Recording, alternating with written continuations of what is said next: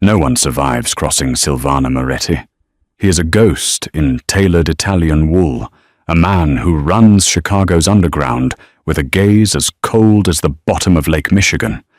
So, when a terrified, debt-ridden maid realized her 8-month-old baby had escaped his hidden makeshift crib and crawled straight into the Don's private study during a brutal interrogation, she didn't just pray for her job, she prayed for her life. What happened behind those heavy oak doors wasn't a bloodbath. It was a revelation that would shatter the criminal underworld, rewrite the legacy of a monster, and bring heavily armed men to their knees in tears. The Moretti estate was not a home. It was a fortress masquerading as a mansion on the affluent edges of Lake Forest. Surrounded by wrought iron gates, security cameras hidden within ancient oak trees, and men who wore their suit jackets just a little too loose to conceal the steel at their waists, it was a place where silence was the most highly valued currency. For Bella Jenkins, that silence was a suffocating blanket. Bella was 23, with exhausted brown eyes and hands that were perpetually raw from industrial bleach. She wasn't supposed to be a maid in a Mafia stronghold. A year ago, she was a nursing student living in a cramped apartment in the South Side, deeply in love with a man who turned out to be a phantom. David had charmed her, loved her, and left her pregnant before disappearing into the night with $50,000 of the Moretti Syndicate's money. When the loan sharks came knocking, Bella did the only thing a desperate mother could do. She hid in the very heart of the beast. Through a forged reference and a desperate plea to an old family friend who managed the estate's domestic staff, Bella secured a live-in position at the Moretti mansion. Her logic was flawed, but fueled by survival. The last place Silvano Moretti's debt collectors would look for David's abandoned girlfriend was scrubbing the marble floors of his own foyer. But Bella brought a secret into the compound, one that violated the strictest rule of the estate. No children. Silvano Moretti despised the presence of children. The staff whispered that it was because he had no heart, that his blood ran black, and that the innocence of a child was offensive to his criminal sensibilities. Bella's secret was named Leo. Leo was 8 months old, a quiet, observant baby with a mop of dark curls and eyes the color of polished mahogany. Because Bella could not afford childcare, and leaving the estate grounds meant risking exposure to the enforcers hunting her, she smuggled Leo in. He lived his days in the deep recesses of the servants' quarters, hidden in a modified laundry cart, swaddled in blankets beneath layers of fresh towels. The head housekeeper, an aging woman named Beatrice, who had seen too much death in her years, turned a blind eye out of pity. She knew the consequences if Silvano ever found out, but she also knew the absolute desperation of a mother's love. "Keep him quiet, Bella," Beatrice would warn, her voice a harsh whisper in the dim light of the laundry room. "Mr. Moretti, he is not a forgiving man. If he hears a single cry, he won't just fire you. You understand me? He will have questions. And in this house, questions are worse than bullets." Bella understood. Every day was an agonizing tightrope walk. She coordinated Leo's naps with the shifting schedules of the guards. She fed him in the dead of night, singing lullabies silently, by mouthing the words against his soft hair. The sheer exhaustion was rotting her from the inside out, but every time she looked at Leo's gummy smile, the terror felt worth it. Silvano Moretti himself was a phantom to the lower staff. Bella had only seen him 3 times in her 5 months of employment. He was a tall man, impeccably dressed, with a sharp jawline and eyes that seemed devoid of human warmth. He moved with a predatory grace, usually flanked by his right-hand man, Dominic, and an entourage of silent, heavily armed enforcers. When Silvano entered a room, the temperature seemed to drop. The maids would avert their eyes, pressing themselves against the walls to become invisible. Bella knew the stories. She knew he had ordered the destruction of a rival warehouse without blinking. She knew he controlled the docks, the unions, and half the politicians in the city. To Bella, Silvana was a force of nature, an earthquake waiting to happen. What she didn't know, what no one outside of Silvana's absolute inner circle knew, was the reason behind his hatred of children. It wasn't because he despised innocence. It was because, exactly 3 years prior, a rival faction had planted a car bomb intended for him. He had been delayed in a meeting. His young wife, Isabella, and their newborn son, Matteo, had not been. The explosion had taken everything from him, leaving behind a hollow shell of a man who filled the void with ruthless expansion and cold, calculated violence. To Silvana, the sound of a baby wasn't a nuisance. It was a ghost tearing at the unhealed wounds of his soul, and Bella, terrified and desperate, was about to introduce a ghost into the lion's den. It was a Tuesday, late in October, when the precarious house of cards Bella had built finally collapsed. The atmosphere in the mansion had been suffocating since dawn. Black SUVs with tinted windows had been rolling up the sweeping driveway since 6 a.m. Beatrice had corralled the maids into the kitchen, her face pale. "There is a sit-down," Beatrice had whispered, her hands trembling slightly as she distributed the day's tasks. "A dispute with the Castellano family. Mr. Moretti is in a foul mood. Stay out of the West Wing. Do not speak unless spoken to. If you see blood on the carpets, do not scream. Just clean it." Bella's heart hammered against her ribs. The West Wing housed Silvana's private office, a massive, oak-paneled room that felt more like a throne room. Unfortunately for Bella, her assignment for the morning was to polish the silver and arrange the catering in the antechamber just outside that very office. She had to bring Leo with her. Beatrice was busy coordinating the kitchen, and the usual hidden corner in the servants' quarters was scheduled for a deep cleaning inspection by the security team. Bella had no choice. She placed a sleeping Leo in a deep wicker basket, cushioning him with soft velvet drapes that needed mending. She carried the basket up the back servants' staircase, her muscles burning, and slid it into a darkened linen closet just 30 feet down the hall from Silvana's office. "Stay asleep, my angel," Bella breathed, pressing a kiss to the baby's warm forehead.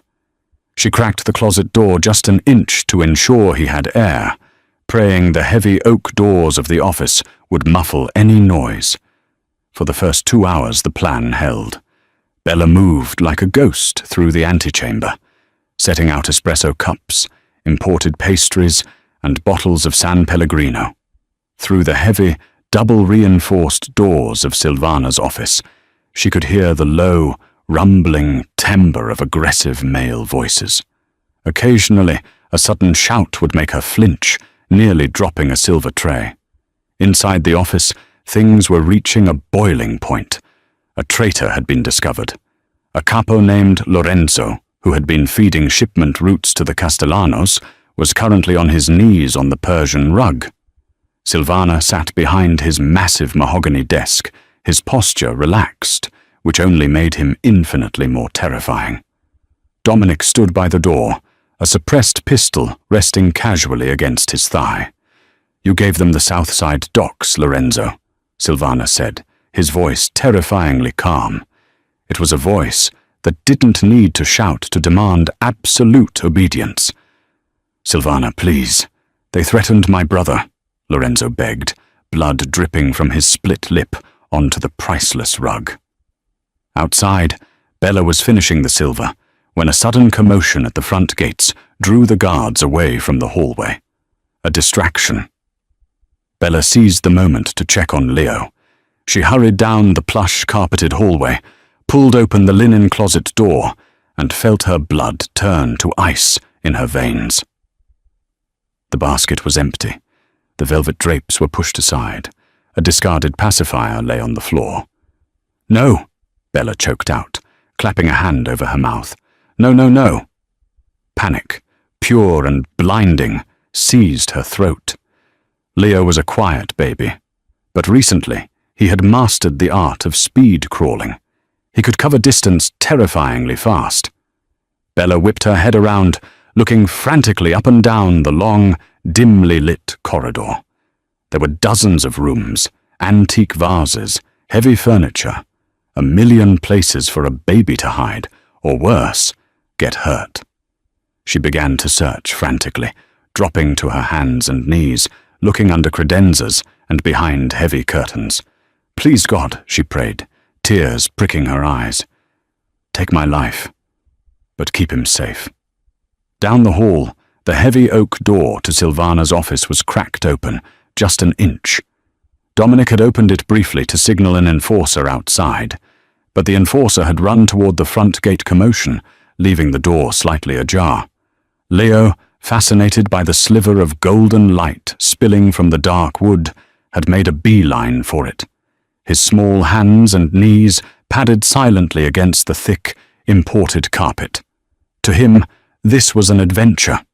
To Bella, who suddenly saw a flash of a white onesie disappearing into the crack of the office door, it was a death sentence. Bella lunged forward, but it was too late. Leo pushed his tiny weight against the heavy wood. The door creaked inward. Inside the office, the tension was thick enough to choke on. Silvana had just stood up, unbuttoning his suit jacket. Lorenzo was sobbing quietly, awaiting a bullet that he knew was inevitable. Dominic raised his weapon, awaiting the nod from his boss, and then a sound cut through the heavy silence of the Mafia stronghold. It wasn't a gunshot, it wasn't a scream, it was a soft, wet babble. "Baba!" Dominic froze, his finger tightening on the trigger, his eyes darting toward the floor. Lorenzo stopped sobbing, staring in pure bewilderment. Silvana, who was in the middle of pouring himself a glass of bourbon, halted. The amber liquid missed the glass and splashed onto the desk, crawling across the blood-spattered Persian rug, completely oblivious to the heavily armed men and the scent of violence in the air, was an 8-month-old baby. Leo stopped in the center of the room. He sat back on his diapered bottom, looked up at the towering, terrifying men, and let out a bright, gummy giggle. He reached a chubby hand toward the shiny brass casings of the bullets resting on Silvana's desk. For 5 agonizing seconds, the universe simply stopped. The most feared men in Chicago were utterly paralyzed by 30 pounds of infantile innocence. Then, Bella burst through the doors. She didn't care about the guns. She didn't care about the blood on the floor.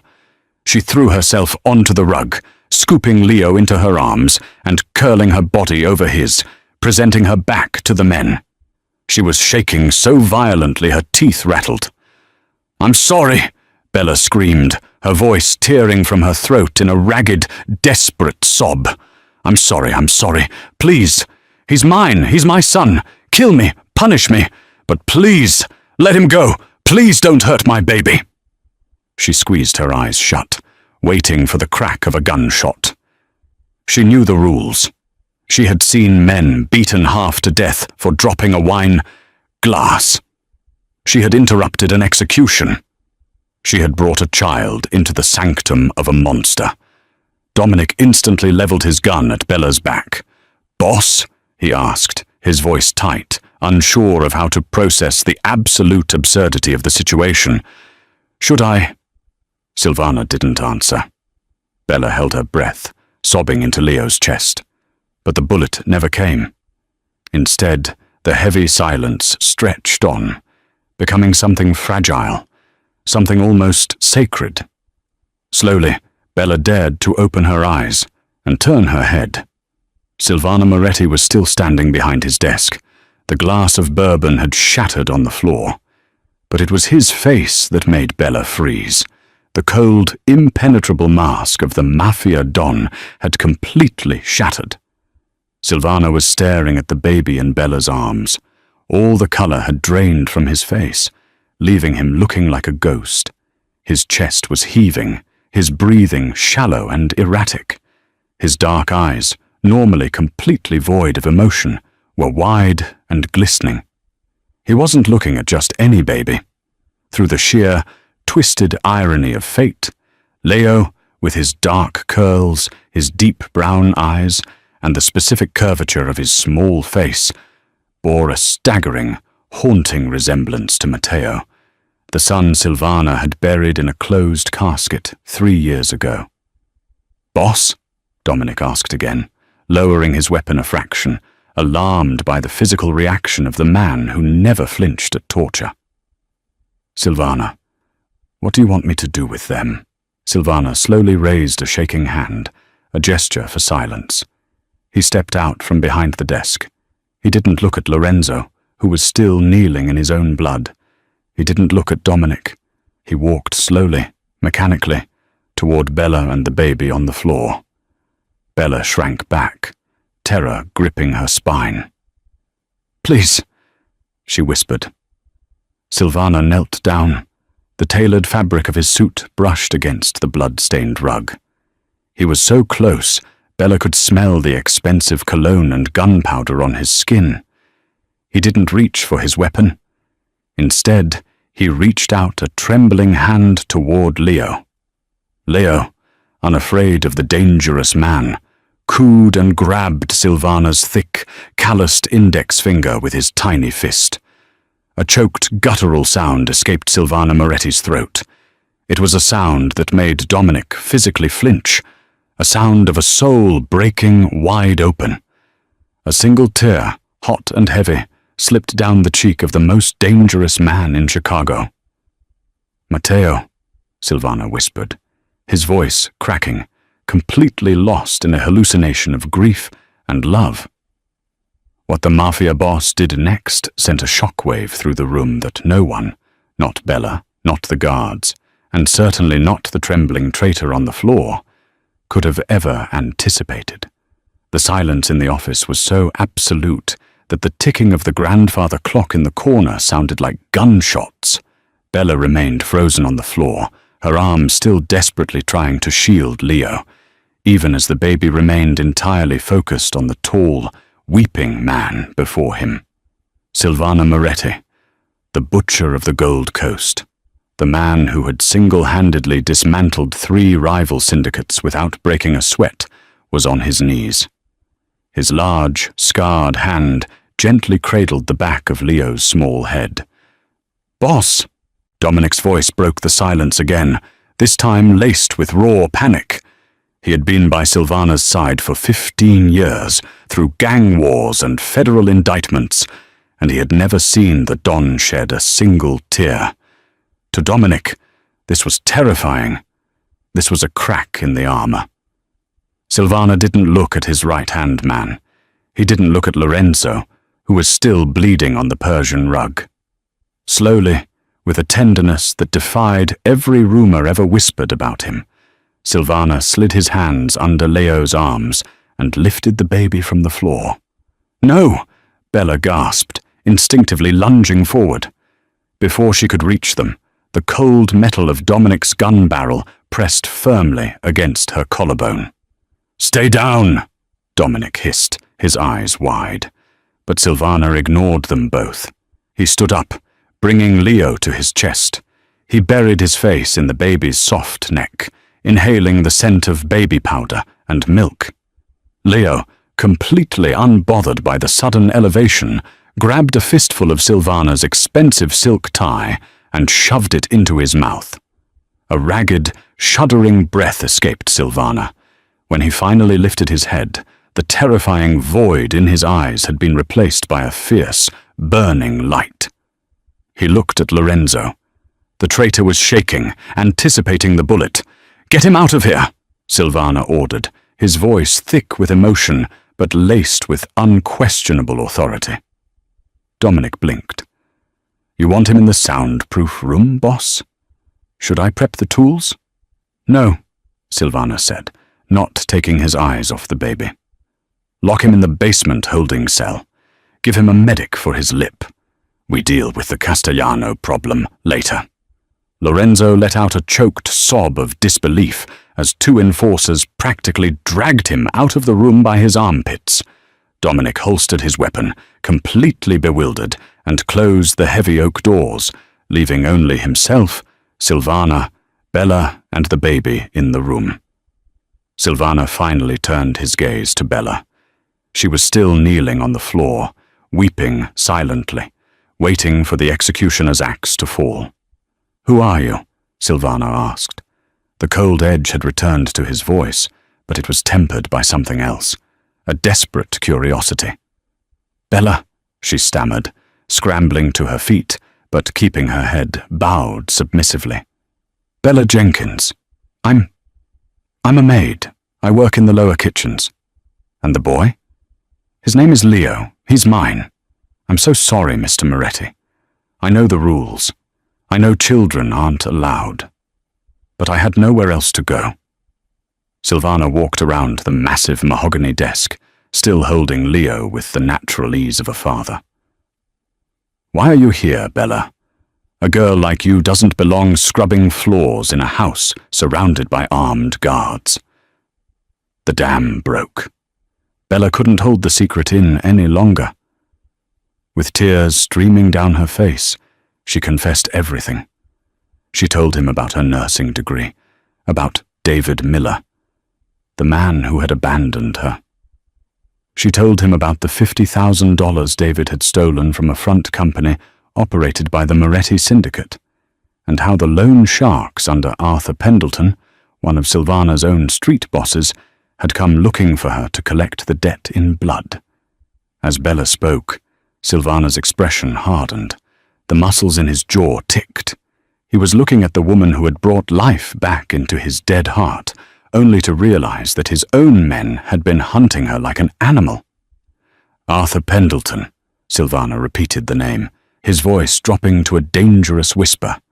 He reached over with his free hand and picked up the heavy brass telephone on his desk. He dialed a private number. It rang twice. "Pendleton," Silvana said into the receiver. "You have a ledger on a David Miller. Cancel the debt."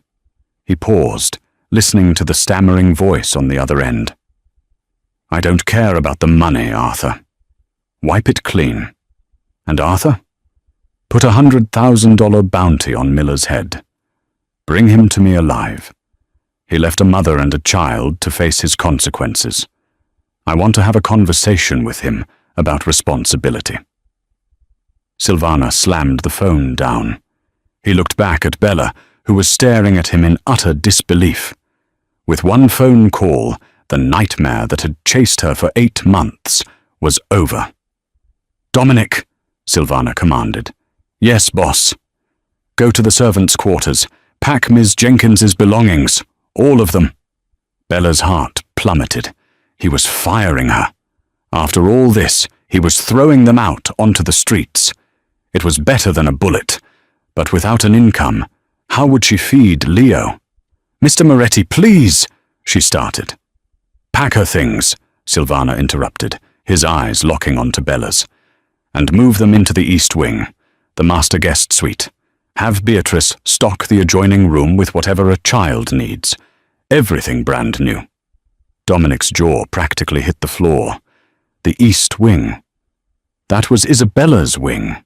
No one had set foot in those rooms since the day she and Matteo had died. "Silvana," Dominic warned gently. "Are you sure?" "Do it!" Silvana barked, the absolute authority of the Don returning in a flash. He looked down at Leo, who was now peacefully falling asleep against his chest, the rhythm of Silvana's heartbeat, lulling the child. "They are under my protection now. If anyone in this house looks at them the wrong way, I will personally throw them into Lake Michigan." Within 24 hours, the atmosphere of the Moretti estate had fundamentally shifted. The invisible walls of silence and terror were suddenly permeated by the sounds of a babbling infant. Bella found herself sitting in the center of a sprawling, sunlit suite in the east wing, surrounded by silk drapes and antique furniture. It felt like a fever dream. The head housekeeper, Beatrice, who had previously treated Bella with a mix of pity and stern authority, now practically bowed when she entered the room, accompanied by a team of maids carrying boxes. Silvana hadn't just ordered a crib. He had mobilized his immense wealth with the precision of a military campaign. He had dispatched a team to Neiman Marcus on Michigan Avenue, buying out their entire high-end infant section. Cashmere blankets, imported Italian strollers, and hand-stitched clothing flooded the suite. He even placed a call to Dr. Harrison Sterling, the chief of pediatrics at Northwestern Memorial Hospital, paying an exorbitant retainer to have the man make a private house call just to ensure Leo was in perfect health. For the first few days, Bella was terrified. She felt like a prisoner in a gilded cage. But as the week wore on, a bizarre routine developed. Every evening, precisely at 7 p.m., the heavy oak doors of the suite would open, and Silvana would walk in. He would leave his suit jacket and his shoulder holster in the hallway with Dominic. He would roll up the sleeves of his expensive dress shirts, wash his hands, and sit on the edge of the plush rug with Leo. Bella watched from the corner of the room, astonished. The man who ruthlessly controlled the Chicago underworld would spend hours stacking wooden blocks, reading children's books in a low, rumbling voice, and letting Leo pull his hair. Slowly, the ice between Bella and Silvana began to thaw.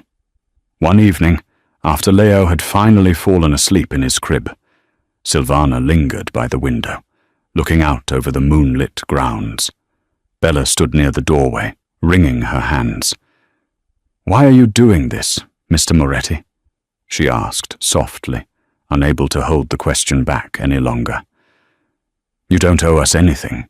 You saved my life. You cleared my debt. You could have just let us go." Silvana didn't turn around immediately. When he did, the moonlight caught the deep lines of exhaustion and sorrow etched into his face. "3 years ago, Bella, I lost my wife, Isabella, and my son, Matteo," Silvana said, his voice stripped of its usual commanding edge. "A car bomb meant for me. When I saw Leo crawl into my office, for a split second, I thought I was dead. I thought I was in hell, and God was torturing me with a vision of the boy I couldn't protect. But then I touched him, and he was real." He stepped closer to Bella. He was a terrifying man, but in that moment, she only saw a broken father. "I have spent 3 years turning my heart to stone," Silvana continued, his eyes locking onto hers. "I became a monster because the world demanded it, and because it was the only way I could survive the grief. But your son, he cracked the stone. I'm not keeping you here as prisoners, Bella. I am keeping you here because when I hold him, for the first time in 3 years, I can breathe." Bella felt a tear slip down her cheek. She understood grief. She understood the desperate need to cling to a lifeline. "You're not a monster," she whispered, stepping slightly closer to him. Silvana gave a bitter, humorless laugh. "Don't kid yourself, Bella. I am exactly what they say I am, and that is why you need to stay here, because my world is dangerous, and now that the men in this house know about Leo, he is a target." Silvana's words weren't just a dramatic warning, they were a grim reality. While the Don was finding a sliver of redemption in the East Wing, a storm was brewing in the shadows of the city. Down in the basement holding cell, Lorenzo had been stewing. Silvana had spared his life, a move that the syndicate viewed as a sign of unprecedented weakness. Word had quickly leaked out through Lorenzo's loyalists. The Castellano family, led by a ruthless and ambitious underboss named Carmine the Viper de Lucci, caught wind of the strange events at the Moretti compound. They heard that the untouchable Silvana Moretti had spared a traitor because of a crying baby. They heard that he was softening, playing house with a maid in the late Isabella's quarters. To Carmine, this wasn't a heartwarming tale of redemption. It was blood in the water. Dominic brought the news to Silvana late one night, intercepting him in the hallway outside Bella's suite. Dominic looked grim, clutching a secure, encrypted tablet. "Boss, we have a problem," Dominic said in a hushed tone. "Carmine is making moves on the Rush Street clubs. He's telling the other families that you've lost your edge, that you're going soft over a stray." Silvana's eyes, which had been warm from putting Leo to sleep just moments before, instantly hardened into black ice. The monster wasn't gone. He had just found something worth fighting for. "Let Carmine talk," Silvana said coldly. "Double the perimeter guards. No one enters or leaves this estate without my explicit authorization. If the Castellanos want to test if I've lost my edge, let them come. But if they take one step toward this wing—" Silvana touched the heavy wooden door of Bella's suite. "I won't just kill them, Dominic. I will erase their entire bloodline from the history of this city." November arrived in Chicago with a bitter, bone-chilling wind that whipped off Lake Michigan, turning the city into a frozen fortress. Inside the Moretti estate, however, a fragile, almost surreal warmth had taken root. The sprawling mansion, once a tomb of mahogany and silence, was now filled with the jarring, wonderful sounds of life. A high chair sat incongruously at the end of the 20-foot dining table. Soft cornered bumpers had been meticulously installed on priceless antique tables by heavily armed men who grumbled about the aesthetics, but followed Silvana's orders with absolute, unquestioning loyalty. Bella and Silvana had settled into a quiet, unspoken truce that was slowly blossoming into something deeper. Bella was no longer a maid. She was the most protected woman in the state of Illinois. She spent her days reading in the library, accompanied by a rotating detail of 2 guards who treated her with the reverence usually reserved for royalty. Silvana, in turn, seemed to be aging backward. The grey pallor of grief that had haunted his features for 3 years was fading. He was still the ruthless head of the syndicate. He still ran the docks, still managed the politicians, and still occasionally ordered men to vanish into the deep waters of the Chicago River. But he left the monster at the door of the East Wing. The turning point in their relationship occurred on Thanksgiving. Silvana had ordered the kitchen to prepare a feast, dismissing most of the staff to be with their families, a move that shocked Beatrice. That evening, just Silvana, Bella, Dominic, and Leo sat around the roaring fireplace in the main drawing room. Silvana was holding Leo, feeding him mashed sweet potatoes from a silver spoon. Dominic, nursing a glass of expensive scotch, watched his boss with a mixture of awe and relief. "You know, Bella," Silvana said, his voice a low, resonant hum over the crackle of the fire, wiping a smudge of orange puree from Leo's chin. "I never thought I would sit in this room again without feeling like the walls were crushing me." Bella smiled softly, tracing the rim of her wine glass. "He has a way of fixing things. Even things he doesn't know are broken." Silvana looked up, his dark eyes locking onto hers. The intensity in his gaze made Bella's breath hitch. "He isn't the only one," Silvana murmured. It was a confession, quiet and profound. Bella felt a flush rise to her cheeks. She was falling for him. It was terrifying, irrational, and completely undeniable. She was falling in love with a Mafia don, a man whose hands were stained with blood, but who held her son as if he were made of spun glass. But outside the iron gates of the estate, the city was boiling. Carmine the Viper. DeLucci had not been idle. Operating out of the back room of Jean and Giorgetti, a classic Chicago steakhouse that served as neutral ground for the mob, Carmine was spinning a web of deceit. He had convinced 3 of the 5 minor families that Silvana's newfound domesticity was a fatal weakness. The underworld thrived on fear, And Silvana wasn't inspiring fear anymore. He was inspiring whispers. Worse still, Carmine had found the ultimate leverage. Through the grimy network of loan sharks and street hustlers, Carmine's men had tracked down David Miller. Bella's ex-boyfriend was hiding out in a roach-infested motel in Gary, Indiana, having gambled away the $50,000 he stole from the Moretti syndicate. When Carmine's enforcers kicked down his door, David expected a bullet. Instead, he was offered a deal. "Silvana Moretti is playing house with your sloppy seconds and your bastard kid," Carmine had spat, blowing cigar smoke into David's terrified face. "The great butcher of the Gold Coast has a soft spot.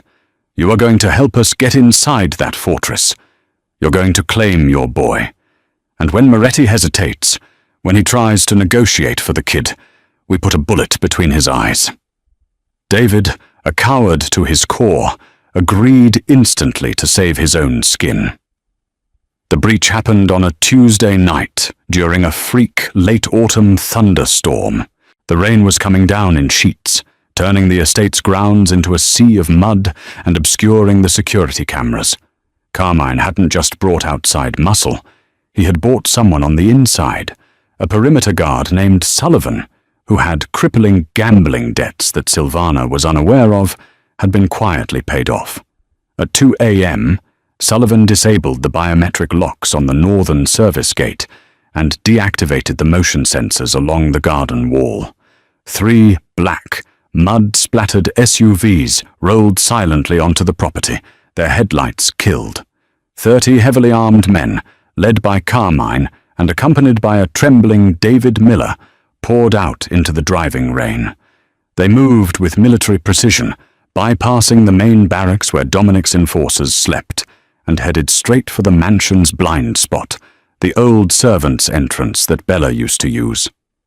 Inside the east wing, Bella was jolted awake by a sound that didn't belong. It wasn't the thunder. It was a dull, rhythmic thump, followed by a wet, sickening crunch from the floor below. She sat up, her heart hammering against her ribs. She slipped out of bed, her bare feet silent on the Persian rug, and crept to the heavy oak door of her suite. She pressed her ear against the wood. Silence. And then, the unmistakable click of a weapon chambering around. Panic, cold and absolute, washed over her. She ran to the adjoining nursery. Leo was fast asleep in his crib, clutching a stuffed bear. Bella scooped him up, wrapping him tightly in a thick blanket. She knew she couldn't run out into the hallway. Suddenly, the door to the east wing corridor exploded off its hinges. The booming sound of a breaching charge shook the entire mansion. Alarms began to blare, a shrieking siren that cut through the storm. Bella screamed as the shockwave rattled the windows of her suite. Down the hall, the doors to the master bedroom flew open. Silvana emerged, not in a tailored suit, but in a black t-shirt and tactical trousers, his face a mask of absolute, terrifying fury. In his hands was an M4 carbine, and strapped to his thigh was his signature customized 1911 pistol. The father was gone. The butcher of the Gold Coast had returned. "Bella, lock the nursery door!" Silvana roared over the sound of the alarms, laying down a burst of suppressing fire down the grand staircase as Carmine's men surged upward. Bullets chewed through the antique mahogany banisters and shattered the crystal chandeliers, sending glass raining down like deadly hail. Silvana moved like a machine, his shots precise, lethal, and completely devoid of hesitation. 2 of Carmine's men dropped instantly, their bodies tumbling back down the stairs. Dominic burst from the west corridor, half-dressed, dual-wielding submachine guns, a cigar miraculously still clamped between his teeth. "We're breached, boss! Sullivan sold us out. They're pushing heavy from the kitchen." "Hold the stairs," Silvana ordered, backing up toward Bella's suite. "If a single one of them crosses this threshold, I will skin you alive, Dom." "You got it, boss!" Dominic yelled, laying down a merciless wall of lead. Silvana kicked open the door to Bella's suite and slammed it shut behind him, locking the deadbolts. The room smelled of gunpowder and ozone. Bella was backed into the furthest corner of the nursery, holding a terrified, crying Leo to her chest. "Silvana," she sobbed, her whole body shaking. He crossed the room in 2 strides, his eyes wild but fiercely protective. He dropped the rifle, taking her face in his large, calloused hands. "Look at me," he commanded, his voice cutting through her panic. "Look at me, Bella. I am not going to let them touch you. I swear on my life. I swear on Matteo's grave. They will not touch you or this boy." Before he could say another word, the reinforced glass of the suite's balcony doors shattered inward. Carmine's men hadn't just come up the stairs. They had used tactical ladders to scale the exterior of the east wing. 3 men in tactical gear spilled into the room, assault rifles raised. Silvana didn't even blink. He spun, drawing his 1911 with terrifying speed. Bang, bang, bang. 3 shots, 3 headshots. The men dropped before they could even pull their triggers. Blood pooled on the pristine white carpets Isabella had chosen years ago. Bella screamed, covering Leo's eyes. "Stay down!" Silvana yelled, diving behind an overturned antique dresser as more gunfire ripped through the balcony doors, shredding the silk curtains. "Moretti!" A voice boomed from the darkness of the balcony, amplified by the storm. It was Carmine DeLucci. "It's over, Silvana. Your men are pinned down. The estate is mine. But I'm a reasonable man. I brought a friend who just wants his property back." From behind the cover of the stone balcony, Carmine shoved a man forward into the ruined doorway. Bella gasped. It was David. He was soaked from the rain, shivering violently, his eyes darting around the blood-soaked room in pure terror. He looked pathetic, small and cowardly. "Bella," David stammered, holding his hands up. "Bella, please. Tell him to stand down. Just give me the kid, and they'll let us go." The absolute audacity of the request stunned Bella into silence. This was the man who had abandoned her, who had left her to die at the hands of loan sharks, and now he was demanding the son he had never met to save his own miserable life. Silvana stood up slowly from behind the dresser. He didn't raise his gun. He looked at David Miller with a coldness that could have frozen the sun. "You must be David," Silvana said, his voice dropping to a terrifying dead calm. It was the voice that made hardened killers wet themselves. "I have been looking forward to meeting you." "Hey, back off, Moretti!" Carmine yelled from the shadows, training a laser sight directly onto Silvana's chest. "The deal is simple. Hand over the girl and the bastard, and I let you walk out the front gate. You can retire. Chicago belongs to the Castellanos now." Silvana didn't look at Carmine. He kept his eyes fixed on David. "You want to be a father, David? You want to claim this boy?" Silvana gestured toward Bella, who was clutching Leo, her eyes blazing with newfound hatred for the man who had ruined her life. "Yeah," David swallowed hard, taking a hesitant step into the room. "He's my blood. He belongs to me." "Blood," Silvana murmured, tasting the word. "Blood doesn't make you a father, David. Blood is just what spills when you make a mistake." With lightning speed, Silvana raised his weapon and fired. He didn't shoot Carmine. He shot David Miller squarely in the right kneecap. David shrieked, a high-pitched sound of pure agony, and collapsed onto the ruined carpet, clutching his shattered leg. "That," Silvana said coldly, "is for leaving her to the loan sharks." Carmine roared in anger and stepped into the doorway, raising his weapon. But Silvana was faster, and he was fighting for something infinitely more powerful than territory. Silvana threw himself to the side, firing mid-air. 2 bullets caught Carmine in the chest, punching through his Kevlar vest with armor-piercing rounds. Carmine staggered backward, dropping his rifle, and tumbled over the stone balcony, disappearing into the stormy darkness below. With their leader gone, the remaining men on the balcony hesitated. That hesitation was fatal. Dominic, having cleared the stairs, burst through the suite door, his submachine guns clearing the balcony in a deafening roar of automatic fire.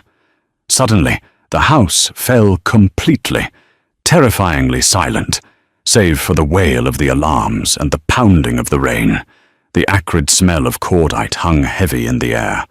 The master suite of the East Wing was a ruin of shattered glass, splintered wood, and blood. David Miller was writhing on the floor, sobbing uncontrollably, clutching his ruined knee. Dominic kicked David's dropped weapon away and kept his gun trained on the whimpering man.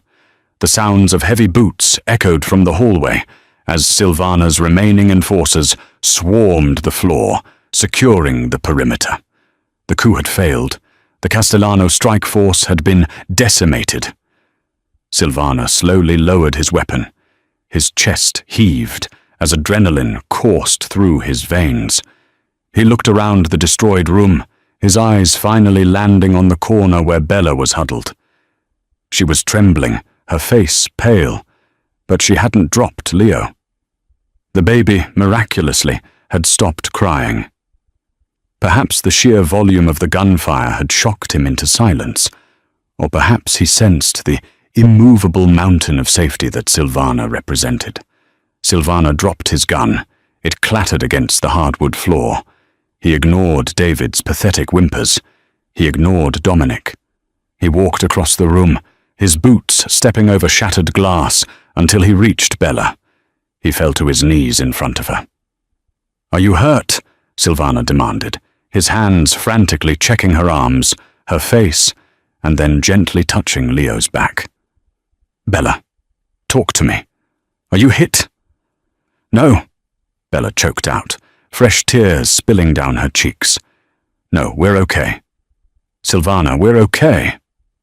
The formidable Mafia Don, the man who had just single-handedly dismantled a hit squad with ruthless, unblinking efficiency, let out a ragged, breaking sob.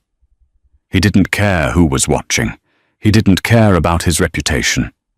Silvana took off his tactical vest, discarding it on the floor.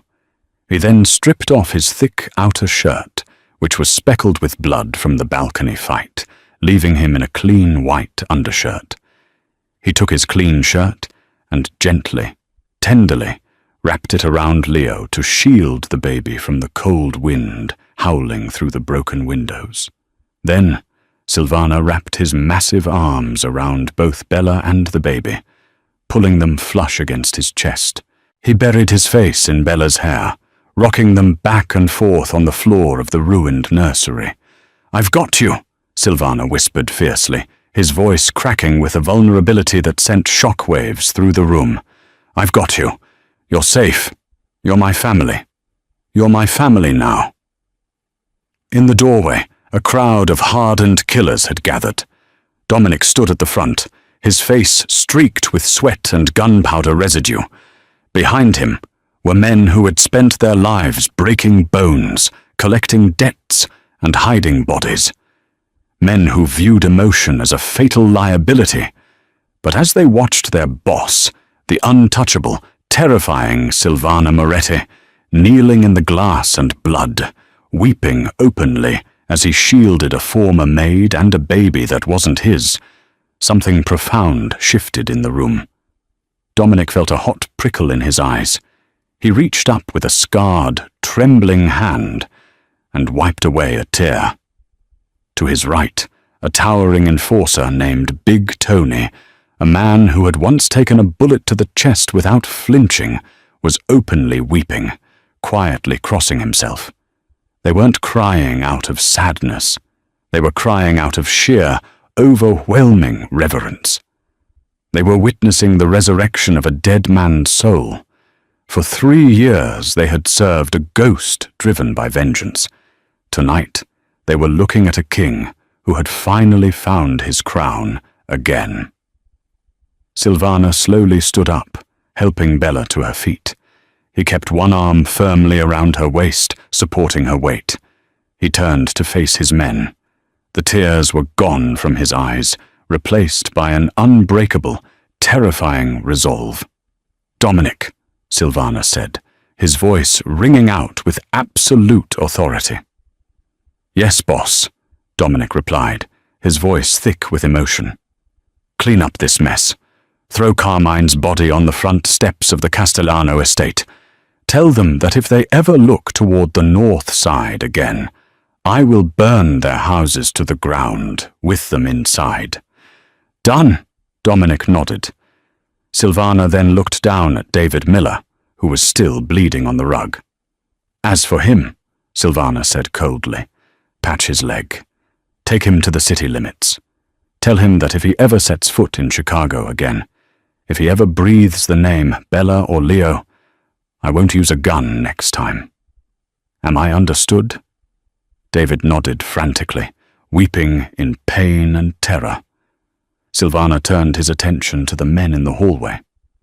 "And hear this, all of you," Silvana commanded, his voice echoing down the corridor. "From this night forward, Bella Jenkins is the lady of this house. And this boy," Silvana gently touched Leo's cheek, "this boy is a Moretti. He is my son. You will protect them with your lives, just as you protect me." In perfect, unprompted unison, 30 heavily armed Mafia enforcers bowed their heads in absolute submission. "Yes, boss." Silvana looked down at Bella. The fear was gone from her eyes. In its place was an immense, overwhelming love. She leaned her head against his shoulder, her hand resting over his heart, feeling the steady, powerful rhythm beating there. She was no longer a maid hiding in the shadows. She was the queen of a newly forged empire, protected by a monster who had become a man, all because of the innocent crawl of a child. 2 weeks later, in a private, heavily guarded ceremony on the shores of Lake Michigan, Bella and Silvana were married. Leo, dressed in a tiny, custom-tailored Italian suit, babbled happily in Dominic's arms as they exchanged vows. The invisible walls of the Moretti estate had finally been torn down, replaced by a fortress built not on terror, but on an unshakable, deeply protective love. The underworld learned quickly that Silvana Moretti had not gone soft. He had simply found something worth destroying the world to protect. The legend of the poor maid's baby who interrupted an execution became the most fiercely guarded myth in Chicago's criminal history. It wasn't a story of weakness, but a testament to the unpredictable, redeeming power of love. Silvana Moretti remained a feared figure, but his cruelty was replaced by a calculated justice. Bella, once a terrified fugitive scrubbing marble floors, transformed the estate into a genuine home, ruling the underworld's domestic sphere with grace and unyielding strength. As for Leo, he grew up surrounded by ruthless men who would gladly die for him, calling a Mafia Don Dad with absolute sincerity.